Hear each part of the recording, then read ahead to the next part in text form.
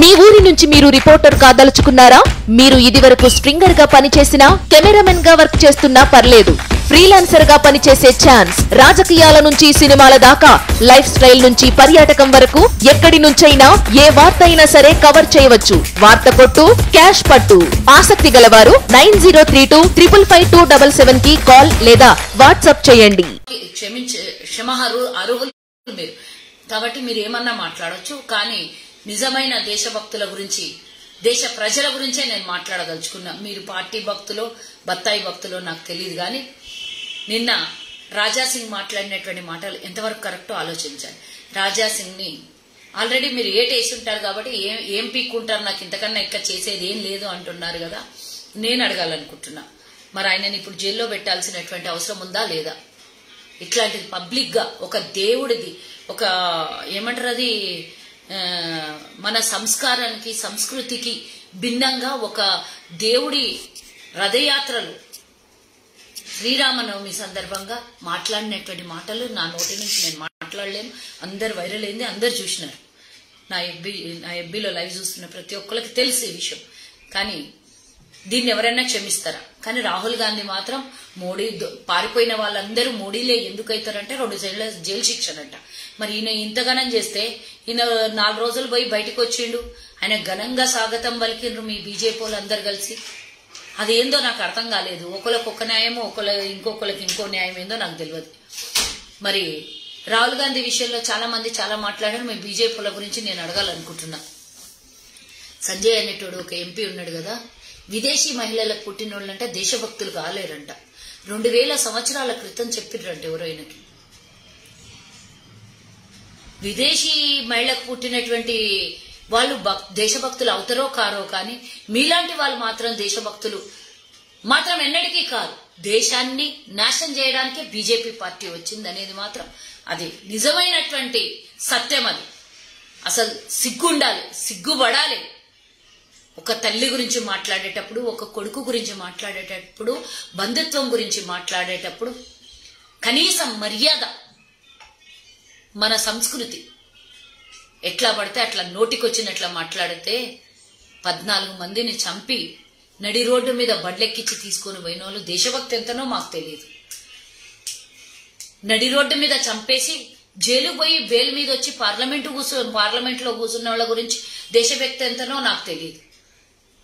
దేశానికి స్వతంత్రం తెచ్చినటువంటి మనిషిని నడి రోడ్డు మీద చంపినటువంటి వాళ్ళకి భక్తులు మీరు. కాబట్టి మీకు నచ్చిందే భక్తి అనుకుంటారు. మీ గురించి మేము చెప్పలేము. కానీ ఇలా మాట్లాడడం మాత్రం ఎవడో అంగీకరించారు. ఇలానే విపరీతంగా మీ అహంకారాలు పెరిగితే మీకు మాత్రం తగిన శాస్త్రి నేర్పించేది మాత్రం డెఫినెట్ గా ఉంటది అనేది నేను తెలియజేస్తున్నా. మరి త్రిపుర ఎమ్మెల్యే అసెంబ్లీలో అశ్లీల వీడియోలు చూడొచ్చు, అది మాత్రం కరెక్ట్. అసెంబ్లీ సాక్షిగా అట్లా చూడొచ్చు. ఆయనకు వేటు పడదు. వాళ్ళని బహిష్కరించారు, అసెంబ్లీ నుంచి బహిష్కరించారు. పార్లమెంటులో 85% బీజేపీ దొంగలందరూ కలిసి పరిపాలన చేస్తుంటే వాళ్ళని బహిష్కరించారు. అసలు 303 ఎంపీలుంటే అందులో 85% నేరస్తుల చరిత్ర ఉన్నది అని అంటే మిమ్మల్ని ఈరోజు బహిష్కరిస్తే అసలు పార్లమెంటులో ఎంతమంది ఉంటారు? 50 మంది కూడా ఉంటారు. మీరు తిప్పి కొడితే అందరిని బహిష్కరిస్తే. ఇట్లాంటి దరిద్రం చరిత్ర మీది పెట్టుకొని రాహుల్ గాంధీని మేము బహిష్కరించడం మా పని అయిపోయింది అనుకుంటున్నాం. మళ్ళీ ఈ శుద్ధపూసలాగా అమిత్ షా వచ్చంటే ఇప్పుడప్పుడే ఖాళీ చేసేది అవసరం లేదు, అంత తొందర పడేది అవసరం లేదు క్వార్టర్స్ ఖాళీ చేసేది.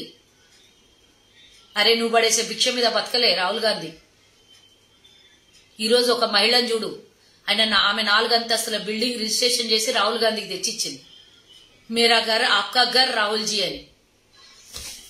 ఆ కుటుంబంకున్న చరిత్ర అది. నువ్వు దిగిపో, తెల్లారి నిన్ను ఎవడన్నా కనీసం ఎడవకాలు బూటుకు కూడా కేర్ చేస్తారో చేయరో నిన్ను. ఆ వంశము, ఆ రక్తము, దేశం కోసం త్యాగం చేసుకున్న కుటుంబం, అది చరిత్ర. మరి నేను ఇందాక ఎంపీ గురించి సంజయ్ గురించి మాట్లాడేటప్పుడు ఒక మాట మర్చిపోయినా చెప్పడం. మరి రాహుల్ గాంధీ తల్లి గురించి మీరు తప్పు మాట్లాడొచ్చు, రాహుల్ గాంధీ మీద పుట్టుక గురించి తప్పులు మాట్లాడొచ్చు, మిమ్మల్ని బహిష్కరించారు.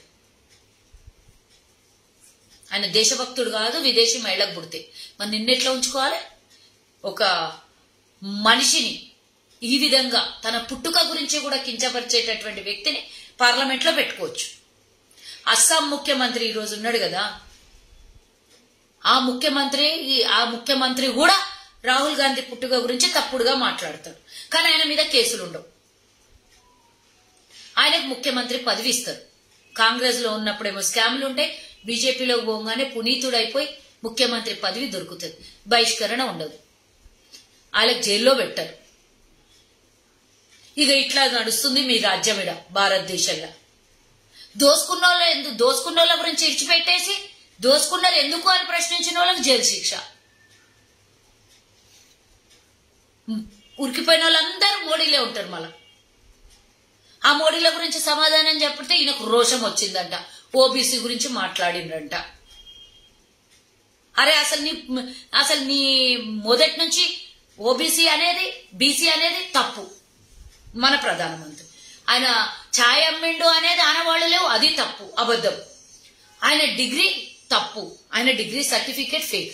అంటే నీ కులము ఫేక్, నీ ఛాయ్ అమ్ముడు ఫేక్, నువ్వు చదువుకున్న డిగ్రీ ఫేక్.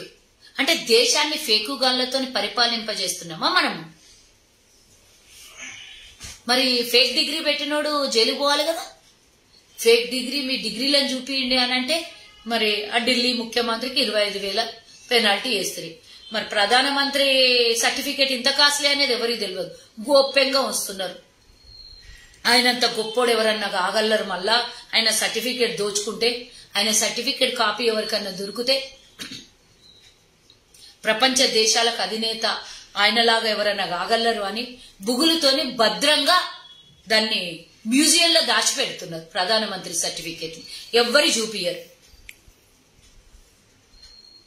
ఇట్లా మీ మీ మీ కథలు, మీ కార్యక్రమాలు, ఇన్ని దరిద్రం చరిత్ర, ఇంత దరిద్రం గుణము, మళ్ళీ మీరు రాహుల్ గాంధీ గురించి మాట్లాడతారు. దేశాన్ని ఏం చేద్దాం అనుకుంటున్నారు?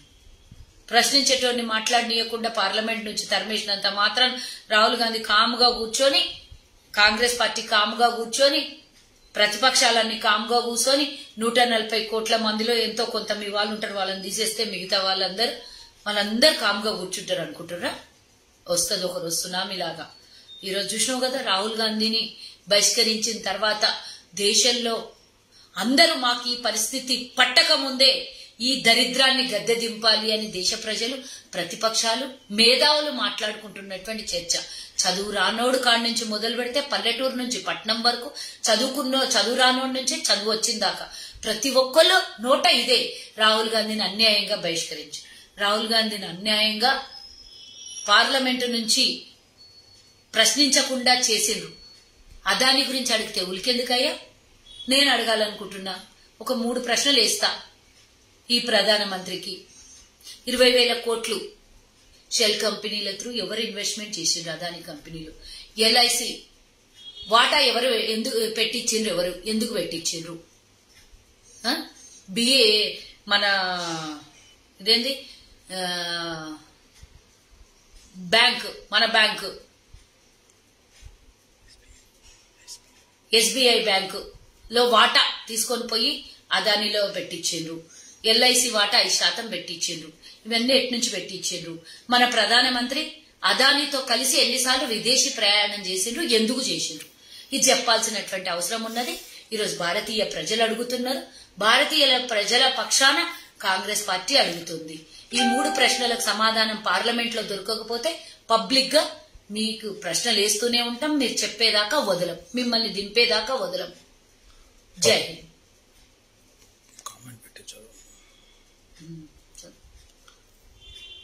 ఎవరి తరం కాదంటే మోడీని దింపడానికి పప్పు తెద్దాం అనుకుంటున్నా ఒక దేశాన్ని అని.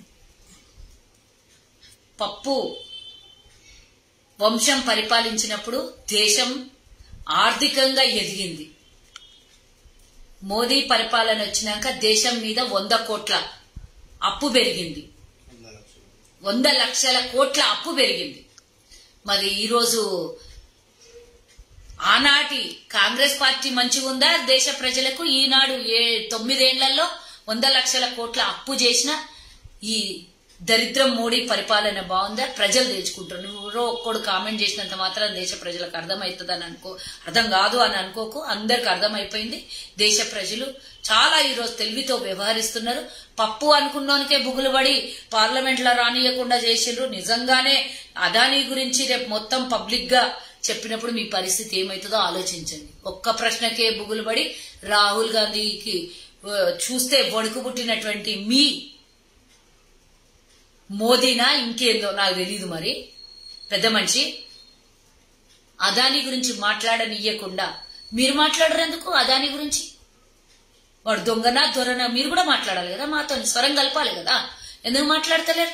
జేపీసీ పెట్టమంటే బుగులెందుకైంది మీ ప్రధానికి?